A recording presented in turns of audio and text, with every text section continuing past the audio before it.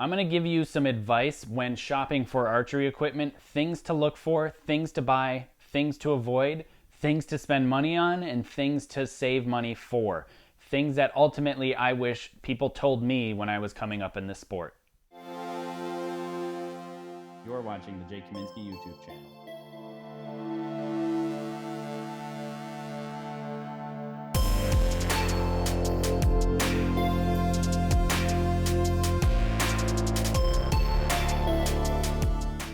For those of you that are new here, my name is Jake Kaminsky. I'm a two-time Olympic silver medalist in the sport of archery. I've shot archery professionally for over 12 years, and this YouTube channel that I've been building is a great resource to learn lots of different information about archery, from form to tuning to strength training, and a whole lot more coming through the pipeline. So if you are serious about archery, hit that subscribe button and the notification bell to be notified when I do post a new video. There is a lot of information that I've already gone over within this YouTube channel, and a few series I will post in the description below.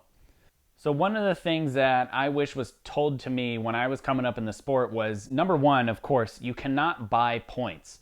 To a point, you cannot buy performance. Obviously, when you go from a wood bow or a one-piece bow to a fully machined ILF Olympic-style recurve, you can gain some points, especially at further distances. But as Chef Vandenberg from the Triple Trouble Archery has shown us, that a wooden bow versus an Olympic-style recurve, ultimately it comes down to the shooter. It's a really cool video. If you haven't checked it out, I highly suggest you do. I'll put a card at the top where you can find that video.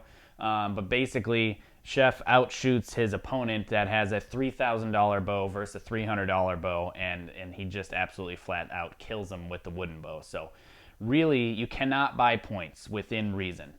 Another thing that I wish was taught to me in the beginning of my archery career is something that I actually use now for just about everything within my life. So it's a saying that some people say, and it's basically buy once, cry once. So that means that spend the extra $100 or whatever it is, even though it's way more expensive, but you're only going to cry about it once because it's not going to break. Whereas if you buy the cheaper one, sometimes they break and then you have to cry again and again and again when it keeps breaking, instead of just buying quality products from the beginning.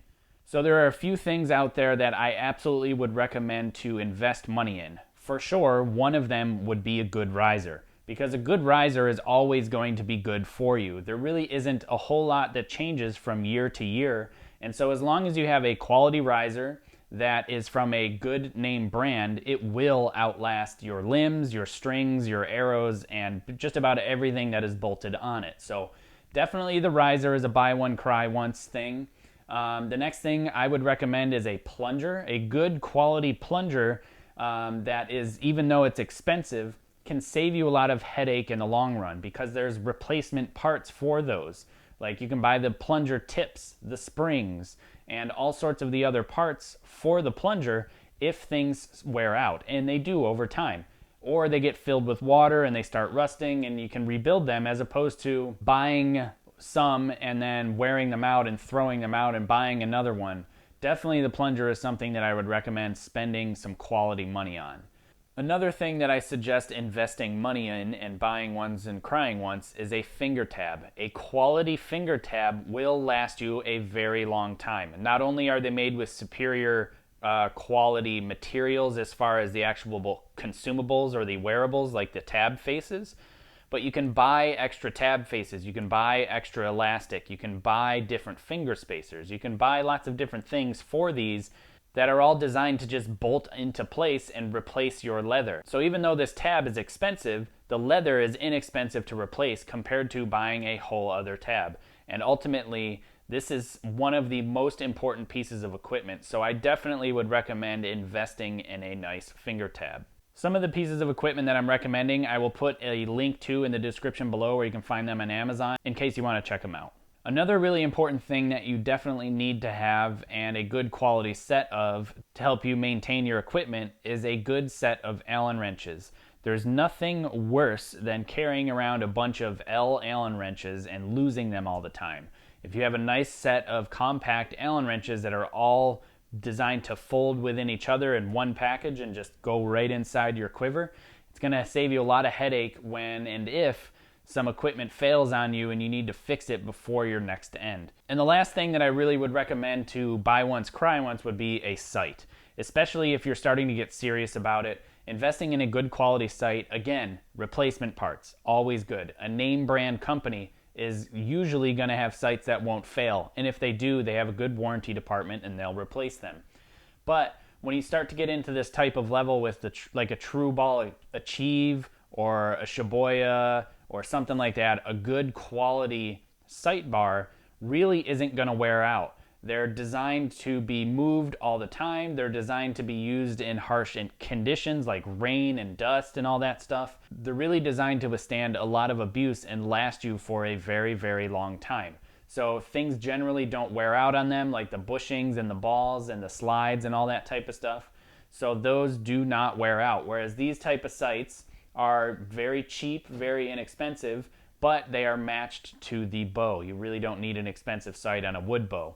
But once you start getting into looking at, do you buy a riser or a sight or things like that, get yourself a good riser, get yourself a good sight, a plunger, and a tab, and then all the rest really doesn't matter a whole lot with how much money you spend on it. Things like limbs, ultimately when you're starting to come up in the sport, and even if you're a youth archer and you may be at the top of your game, within your country, I still don't think spending a whole lot of money on a set of limbs is super critical, especially because you're still growing, you're still going to get stronger, so you need to go up in weight all the time, and you'll be a lot better off saving some money on some limbs and saving some money on some arrows to put towards going towards more tournaments, spending some more money on coaching, on research, and reading some books to make yourself a better archer. Ultimately, those are some things that you could spend money more wisely on as opposed to spending an extra $400 on a set of limbs to get the top of the line set of limbs when the mid-range limbs will definitely do the job. Another thing that you can save some money up for down the long run is arrows. There's no reason to spend a whole lot of money in the beginning of your archery experience on arrows because arrows are consumables. Arrows get broke. You miss from time to time. There's a lot of things that happen in the beginning of when you're learning archery, and ultimately you end up breaking a whole lot of arrows. So spending $420 on a set of X10s when you're going outside for the first time isn't really ideal. You should probably spend some money on like some carbon ones or maybe some of the Medallion XR arrows from Carbon Express because they're ultimately very cheap and very affordable. So that way when you miss a target and you break an arrow, it's not the end of the world. It's not going to break the bank. So definitely arrows you don't have to spend a whole lot of money on. There's that good mid-range arrow that definitely is going to help. So a decent quality all carbon arrow will definitely get you points outside because shooting a big aluminum like this would be very slow and very difficult to reach that far target. So going to like an all carbon shaft would be worth it. But even still, you can get those for sub $100 as opposed to an X10, which is in excess of $400. And as far as other type of accessories like stabilizers, extensions, clickers, quivers, you name it, all those things are not really super important to buy once, cry once, especially because there are so many options out there on the market. And if you have the chance to go to tournaments, many of the stabilizer manufacturers will allow you to try their stabilizers out, or they will have a special at their booth during the tournament. So it's not something that you have to spend a ton of money on a set of stabilizers. It really is essentially a stick with a weight on it.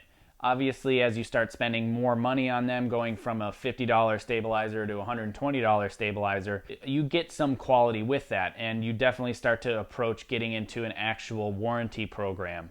And then once you start going towards a $400 to $500 stabilizer, you're really not gaining a ton over the next level down. Thanks for watching, and thank you to my Patreon supporters. If you want to become a Patreon supporter or check out books, apparel, and some seminar info, head to jkaminski.com, and be sure to hit that subscribe button and the notification bell to be notified every time a new video is uploaded. And I appreciate you watching. Thank you again.